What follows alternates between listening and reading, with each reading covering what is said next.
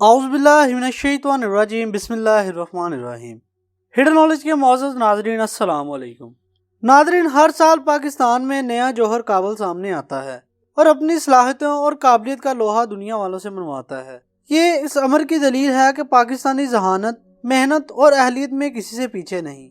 ناظرین، اگر انہیں بھی ترقی یافتہ ممالک کی طرح جدید تعلیم اور سہولیات میسر آئیں تو وہ زیادہ بڑے کارنامے دکھا سکتے ہیں۔ ناظرین، ایسا ہی ایک بہادر پاکستانی جس نے امریکہ کی سرزمین میں کھڑے ہو کر ثابت کیا کہ پاکستانی کسی سے کم نہیں ہیں اور وہ اپنے جھنڈے کو بلند رکھنا بڑے اچھے انداز سے جانتے ہیں۔ ناظرین، آج کی ہماری یہ ویڈیو ثابت کرے گی کہ مسلمان دنیا میں اپنا لوہا منوا رہے ہیں اور سائنس کی دنیا میں نئے علم سے اضافہ کر رہے ہیں۔ ناظرین، آئیے چلتے ہیں ویڈیو کی جانب۔ آپ سب سے گزارش ہے کہ ویڈیو دیکھنے سے پہلے ہمارے چینل کو ضرور سبسکرائب کریں اور اپنے تاثرات کا اظہار کمنٹس میں ضرور کریں۔ ناظرین، مصنوعی ذہانت اور مشین لرننگ دوا بھرتے سائنسی شعبے ہیں۔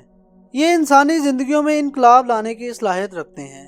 ان دونوں شعبوں کی مدد سے ماہرین ایسی مشینیں تیار کر رہے ہیں جو محض سافٹ ویئر کی مدد سے انسانی رہنمائی کے بغیر مختلف پیچیدہ کام کر سکیں۔ لیکن ان دونوں شعبوں سے اخلاقی مسائل بھی وابستہ ہیں، کیونکہ شیطان صرف لوگ خود کار روبوٹوں یا مشینوں سے غیر قانونی اور ناجائز کام بھی لے سکتے ہیں۔ اور اب جانتے ہیں کہ سائنسدان پہلے ہی فلموں کے ذریعے ان باتوں سے آگاہ کر چکے ہیں۔ ناظرین، اس لیے دنیا بھر میں سائنسدان اور دانشور ایسی تجاویز سامنے لا رہے ہیں جن کی مدد سے مصنوعی ذہانت اور مشین لرننگ کو اخلاقیات کے دائرہ کار میں لایا جا سکے۔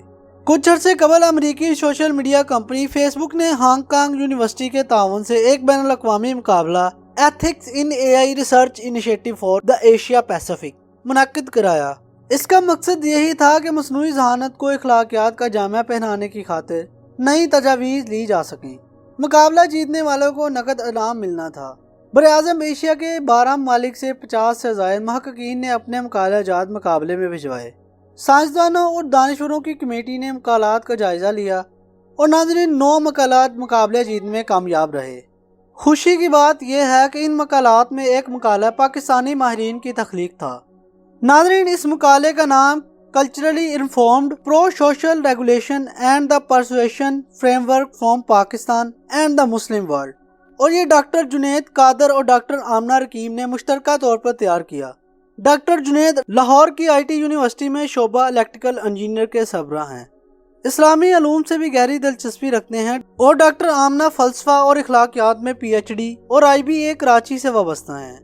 پاکستانی ماہرین نے اپنے مقالے میں تفصیل سے بیان کیا کہ سائنس اور ٹیکنالوجی کے مضر اور منفی اثرات اسلامی قانون و فقہ کی روشنی میں کیوں کر دور کرنے ممکن ہیں۔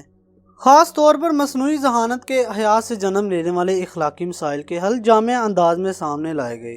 ناظرین، پاکستانی محققین نے جاب جائے اسلامی علماء کی آراء اور فتاوی سے اپنے مقالے کو مزین کیا، جسے غیر ملکی سائنسدانوں نے بہت سراہا۔ قابل ذکر بات یہ ہے کہ ڈاکٹر جنید اور ڈاکٹر آمنہ اسلامی اخلاقی اصولوں پر مبنی مصنوعی ذہانت کا فریم ورک تخلیق کرنے کے لیے تحقیق کر رہے ہیں۔ یہ فریم ورک اس امر کو یقینی بنائے گا کہ مصنوعی ذہانت انسان کو فائدہ ہی پہنچائے اور اسے نقصانات سے محفوظ رکھے۔ ناظرین، اس فریم ورک کی کچھ نمایاں خوبیاں بھی ہیں جو یہ ہیں۔ نمبر 1، یہ محفوظ، شفاف اور جواب دہ ہوگا۔ نمبر 2، رنگ و نسل سے ماورا ہو کر پوری انسانیت کو فائدہ دے گا۔ نمبر 3، انسان کی بہتری کے لیے کام کرے گا۔ اور نمبر 4، سبھی انسانوں کو موقع دے گا کہ وہ دنیاوی، ذہنی اور روحانی طور پر ترقی کر سکیں۔ ناظرین، ڈاکٹر جنید اور ڈاکٹر آمنہ نے نہ صرف پاکستان کا نام روشن کیا بلکہ اس بات کو بھی ثابت کیا کہ اسلام اور سائنس کا ایک گہرا تعلق ہے۔ ناظرین، فی الوقت کے لیے اتنا ہی، ہمیں دیجیے اجازت، اور آج کی ہماری یہ ویڈیو قائد اعظم محمد علی جناح صاحب کے اس قول پر اختتام پذیر ہوتی ہے۔ ہم جتنی زیادہ تکلیفیں سہنا اور قربانیاں دینا سیکھیں گے، اتنی ہی زیادہ پاکیزہ، خالص اور مضبوط قوم کی حیثیت سے ابھریں گے۔